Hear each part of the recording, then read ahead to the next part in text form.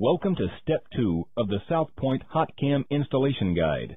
In this video, we'll perform the valve clearance inspection and adjustment procedure.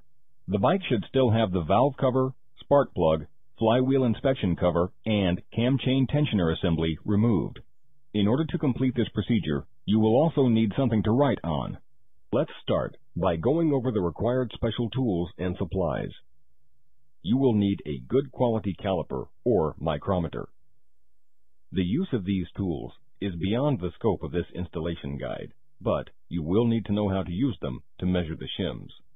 You will also need a good quality set of angled thickness or feeler gauges. The range of these feeler gauges must be from 1/1000th through 20,000ths of an inch. There are many good pre-bent gauge packages available commercially. We use the Motion Pro set in this procedure. If you don't have a set of pre-bent gauges, you can try bending some of your existing gauges to fit. Although it is always preferable to use gauges that are specifically designed for measuring valve clearances. Since you won't know until you have measured the clearances exactly which shims you will need, you can either wait to purchase the correct shims, or you can order the convenient Hot Cams Shim Kit available for your bike. The Hot Cams Shim Kit contains several of each size shim available for your engine. With the Hot Cam Shim set, you can avoid repeated trips to the dealer, since you will always have the correct part on hand. Rotate the camshaft in the carrier assembly until it is aligned with the mark on the cam carrier. The cam lobes will be facing outwards and not touching the lifters. At this point, the cam should rotate freely in the carrier without friction. Using a feeler gauge, measure the two intake valve clearances as shown. For the intake valves, you will measure the space between the valve lifters and the camshaft. The specified clearance for the intake valves is 0.006 inches or 0.16 millimeters. Write down the actual measurement. Now, measure the exhaust valve clearances. On the Honda Unicam models, you will measure the space between where the exhaust cam rocker arm makes contact with the valve shims on top of the exhaust valves. The specified clearance for the exhaust valves is 0.011 inches or 0.28 millimeters. Now, compare the measured clearances for the intake and exhaust valves.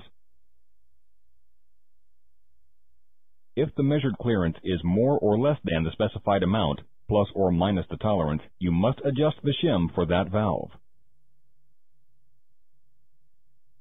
Here is the formula for calculating the new shim size.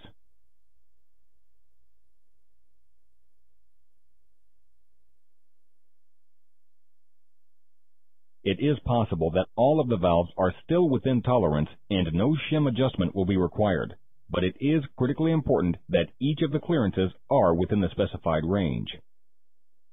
To replace a shim, remove the cam carrier assembly as shown in Part 1 and measure the shim you will be replacing. Then, use that value in the formula shown above to calculate the new required shim size. Once you have determined which shims require replacement, purchase and install each of the new shims.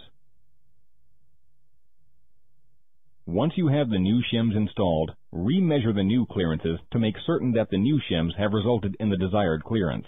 If not, repeat the shim calculation and replacement process until all 4 valves have the correct clearance. Lift the camshaft from the engine head and slide it over the end of the camshaft. The holes do not have to align at this point. Now, rotate the crankshaft using the hex wrench until the crankshaft is at top dead center, and then rotate the camshaft until the mark is aligned with the mark on the cam carrier.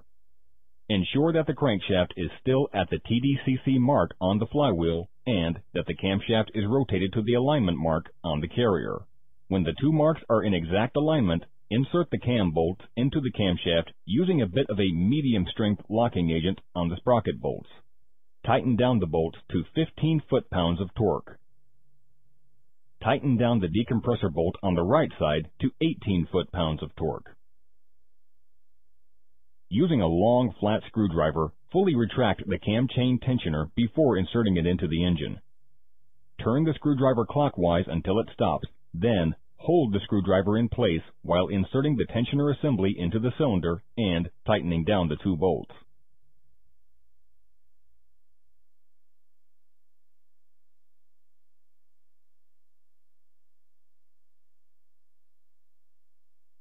When you have reassembled the engine and are ready to operate, it is extremely important to follow the recommended break-in procedure. This procedure is outlined in the Southpoint installation software and also in the materials that accompany your hot cam. Run the engine for 20 to 30 minutes at about 3,000 RPM with a light load. Try not to let the bike idle for extended periods while breaking in the hot cam. It is also important to change the oil after the break-in procedure is complete. Be sure to read and follow any additional instructions that came with your hot cam.